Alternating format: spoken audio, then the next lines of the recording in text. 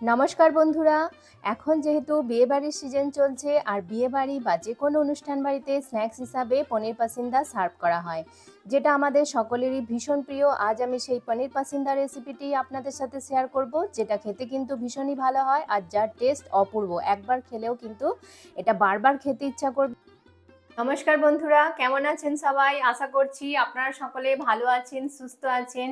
আমি তনুশ্রী, আপনারা দেখছেন তনুশ্রী রান্নাঘর। আর আজকে আমি আপনাদেরকে বানিয়ে দেখাবো পনির পাসিন্দা রেসিপি। এটা একদম সম্পূর্ণ নিরামিষভাবে আমি আপনাদেরকে বানিয়ে দেখাবো, আর এটা খেতে কিন্তু ভীষণই ভালো হয়। তাহলে চলুন ঝটপট শুরু করে দিই আজকের রেসিপি পনির পাসিন্দা। বন্ধুরা, পনির পাসিন্দা বানানোর জন্য দেখুন এখানে আমি 200 গ্রাম পনির নিয়েছি। এবার পনিরটাকে একদম পাতলা পাতলা স্লাইস করে কেটে নেব। ঠিক এইভাবে একদম পাতলা পাতলা করে কেটে নিতে হবে। দেখছেন, এরকম ভাবে আমি পুরো পনিরটা কেটে নেব। আমি দেখাচ্ছি আপনাদেরকে, আশা করছি দেখে বুঝতে পারছেন। ঠিক এরকম ভাবে পিসগুলো চার চৌকো করে এরকম পাতলা করে কেটে নিতে হবে। দেখুন বন্ধুরা, সব পনিরটা আমার কাটা হয়ে গেছে আর আমার এতগুলো পিস হয়েছে। তো এবার আমি একটা প্লেটের মধ্যে সব পনিরের টুকরোগুলো তুলে নিচ্ছি। ঠিক এইভাবে সব পনিরগুলো আমি কেটে নিয়েছি। দেখুন কত সুন্দর হয়েছে।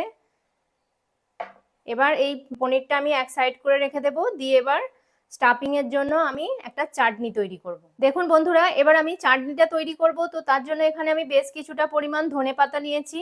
এবার মিক্সার জারের মধ্যে আমি ধনেপাতাটা দিয়ে দিচ্ছি। এবার দুটো কাঁচা লঙ্কা নিয়েছি, কাঁচা লঙ্কাটা দিয়ে দিচ্ছি। দিয়ে দেবো 2 টুকরো আদা, দেখুন এখানে ছোট ছোট দুটো টুকরো নিয়েছি, দিয়ে দিলাম। দিয়ে দেবো স্বাদ অনুযায়ী লবণ, হাফ চামচ চিনি দিয়ে দিচ্ছি। এবার দিয়ে দেবো লেবুর রস। দেখুন আমি লেবুর রসটা চেপে এখানে দিয়ে দিচ্ছি। দেখুন আমি দুটো বরফের কিউব নিয়েছি, দিয়ে দিচ্ছি। এটা দিলে কি হবে, আমাদের যেহেতু এটা পেস্ট বানাতে গেলে একটু জলের প্রয়োজন হবে, এটা জলেরও কাজ করবে। আর প্লাস হচ্ছে এই বরফটা দেওয়ার ফলে এই ধনিয়া পাতার যে কালারটা সেটা খুব সুন্দর সবুজ থাকবে। তো চলুন এবার এটাকে পেস্ট বানিয়ে নিয়ে আসি। দেখুন আমি পেস্টটা বানিয়ে নিয়ে চলে এসেছি। আর একদম স্মুথ পেস্টটা বানাতে হবে, যেন একটুও দানা দানা না থাকে। তো খুব সুন্দরভাবে পেস্টটা বানিয়েছি। আর দেখুন কালারটা কত সুন্দর আছে, বরফটা দেওয়ার জন্য কালারটা কিন্তু একদম খুব সুন্দর সবুজ আছে। তো এবার এটাকে আমি সাইড করে দেব। এবার পনির পাসিন্দা বানানোর জন্য আমাকে একটা ব্যাটার তৈরি করতে হবে। তাহলে চলুন এবার ব্যাটারটা বানানো শুরু করি। ব্যাটারটা তৈরি করার জন্য দেখুন আমি এখানে 1 কাপ মতো ময়দা নিয়েছি। তো ময়দাটা বোলের মধ্যে দিয়ে দিচ্ছি। 2 টেবিল চামচ কর্নফ্লাওয়ার দিয়ে দেবো। স্বাদ অনুযায়ী লবণ দিয়ে দিচ্ছি। অল্প একটু বেকিং সোডা দিয়ে দিচ্ছি, দেখুন খুবই অল্প কিন্তু দিচ্ছি। দিয়ে দেবো একটু লাল লঙ্কার গুঁড়ো। শুকনো উপকরণগুলোকে আগে আমি ভালো করে প্রথমে মিশিয়ে নিচ্ছি। মেশানো হয়ে গেছে আমার এটা। দিয়ে দেবো 2 চামচ সাদা তেল। এবার এতে অল্প অল্প করে জল দেব আর এটা মেশাতে থাকবো। দেখুন ভালো করে কিন্তু এটাকে মিশিয়ে নিতে হবে, যেন কোনো লাম্পস না বাঁধে, সেটা খেয়াল রাখতে হবে। ভালো করে কিন্তু প্রথমেই একবারেই সব জলটা দিয়ে দেবেন না, তাহলে কিন্তু লাম্পস বেঁধে যাবে। প্রথমে অল্প একটু জল দিয়ে এটাকে ভালো করে মেখে নিয়ে তারপর একটু জলটা দিতে হবে। ঠিক এইভাবে আমি ব্যাটারটা তৈরি করে নিচ্ছি। ভালো করে কিন্তু এটাকে একটু ফেটিয়ে নিতে হবে, যেন ব্যাটারটা একদম স্মুথ হয়। দেখুন ব্যাটারটা আমার একদম ভালোভাবে রেডি হয়ে গেছে। দেখুন ঠিক এরকম ঘনত্বে এটাকে বানাতে হবে। তো এবার এটাকে আমি সাইড করে রেখে দিচ্ছি। দিয়ে এবার আমি পনির পাসিন্দাগুলো রেডি করব। এবার পনিরগুলোর মধ্যে আমি স্টাফিংটা ভরবো। তো তার জন্য এখানে দেখুন এরকম একটা পনিরের টুকরো নেব, নিয়ে তার মধ্যে অল্প করে এই চাটনিটা যে আমি রেডি করেছিলাম চাটনিটা লাগিয়ে নেব। ঠিক এইভাবে চাটনিটাকে আমি লাগিয়ে দিচ্ছি। দিয়ে এবার ওপর থেকে আরেকটা পনির এইভাবে আমি চাপিয়ে দেব। দেখুন চাপিয়ে দিলাম। দিয়ে ঠিক এইভাবে আমি সব পনিরের টুকরোগুলো রেডি করে নেব। মানে একটা পনিরের মধ্যে চাটনিটা লাগিয়ে তার উপরে আরেকটা পনির দিয়ে চাপা দেব। দিয়ে এইভাবে আমি বাকি সব পনিরগুলো এইভাবে তৈরি করে নিচ্ছি। সব পনিরগুলো দেখুন আমি রেডি করে নিয়েছি। প্রত্যেকটা পনিরের মধ্যে আমার স্টাফিং ভরা হয়ে গেছে। তো এবার এগুলোকে ফ্রাই করব। তাহলে চলুন ফ্রাই করা শুরু করি। পনির পাসিন্দাগুলো আমি ফ্রাই করব। তো তার জন্য দেখুন এখানে গ্যাসে আমি কড়া বসিয়ে দিয়েছি আর কড়াই বেশ কিছুটা পরিমাণ সাদা তেল গরম করতে বসিয়ে দিয়েছি।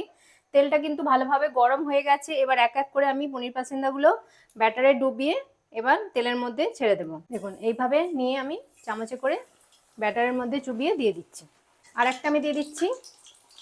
আমি একটা ব্যাচে 3টে করে দেবো। আমি এক পিঠটা উল্টে দিয়েছি, দেখুন কত সুন্দর কালার চলে এসেছে। আর এটা ভাজতে কিন্তু একদমই বেশি সময় লাগে না, খুবই অল্প সময়ে মানে এটা ভাজা হয়ে যায়। আর এরকম কিন্তু হালকা করে এগুলোকে ভাজতে হবে, খুব কিন্তু ব্রাউন করে ফেললে হবে না, তাহলে কিন্তু এটা দেখতে একদমই ভালো লাগবে না। তো আমার মোটামুটি এটা ভাজা হয়ে গেছে। এবার আমি এটাকে তুলে নেব। জাস্ট কয়েক সেকেন্ড দিন, মানে 1 মিনিটেই এটা ভাজা হয়ে যায়, একদমই বেশি সময় লাগে না। দেখুন আমার পনির পাসিন্দাটা একদম ফ্রাই করা হয়ে গেছে, আর কত সুন্দর হয়েছে দেখছেন, ওপরটা কতটা ক্রিস্পি হয়েছে দেখেই আশা করছি বুঝতে পারছেন। আর ভাজতে কিন্তু একদমই বেশি সময় লাগলো না, খুব অল্প সময় এটা হয়ে যায়। তো আমি এবার এটাকে একটা প্লেটের মধ্যে তুলে নেব। দেখুন বন্ধুরা, সব পনির পাসিন্দাগুলো আমার ফ্রাই করা হয়ে গেছে, আর কতটা সুন্দর হয়েছে, লোভনীয়। এক একটা মানে দেখেই কিন্তু খেতে ইচ্ছা করবে, এতটা সুন্দর হয়েছে, যেমন আমরা অনুষ্ঠান বাড়িতে গিয়ে খেয়ে থাকি ঠিক কিন্তু সেরকমই হয়েছে। তাহলে চলুন এবার এটাকে প্লেটিং করে নিই। আমি পনির পাসিন্দাটা প্লেটিং করে নিয়েছি, আর কতটা সুন্দর লাগছে দেখুন একবার, দেখেই মানে মন ভরে যাচ্ছে, এতটা সুন্দর লোভনীয় এটা খেতে হয়েছে। আমি আপনাদেরকে একটা কেটে দেখাচ্ছি যেটা কতটা সুন্দর হয়েছে। দেখুন, যেমন ভেতরটা সফট একদম পুরো নরম, আর বাইরেটা ঠিক ততটাই ক্রাঞ্চি। দেখুন একবার কতটা সুন্দর। আর এর কোটিংটা দেখুন আপনারা, কোটিংটা নেই বললেই চলে, একদম পাতলা, মানে কোটিংটা যত পাতলা এর কোটিংটা হবে তত কিন্তু খেতেটা দারুণ সুন্দর হবে, মানে ওপরটা একদম পুরো ক্রাঞ্চি হবে। তো আশা করছি আজকের রেসিপিটি আপনাদের ভালো লাগলো, এরকমভাবে আপনারাও একবার বানিয়ে দেখবেন, ভীষণই খেতে ভালো হয়। যারা মাছ মাংস পছন্দ করেন না খেতে, এরকম পনিরের মানে আইটেম বানিয়ে আপনারা খেতে পারেন, খুবই সুন্দর লাগবে। আর যে কোনো অনুষ্ঠান বাড়িতে গিয়ে তো আমরা এরকম পনির পাসিন্দা খেয়েই থাকি, আর ভীষণই ভালো লাগে। ঠিক সেরকমভাবেই আমি আজকে বানানোর চেষ্টা করলাম। তো আশা করব আমার রেসিপিটি আপনাদের ভালো লাগলো।